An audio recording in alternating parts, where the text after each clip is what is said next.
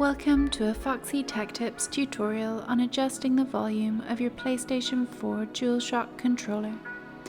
If you find this video helpful, please consider subscribing to my channel and liking the video.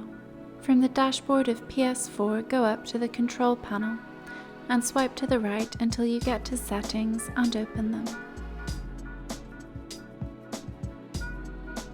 In Settings, scroll down and select Devices. In Devices, select Controllers. The top setting here is called Volume Control. You can use the left and right arrows to adjust the max volume for the controller's speakers. And that draws an end to this tutorial. Please like the video if you found it helpful and subscribe to Foxy Tech Tips for more PlayStation tips and tricks.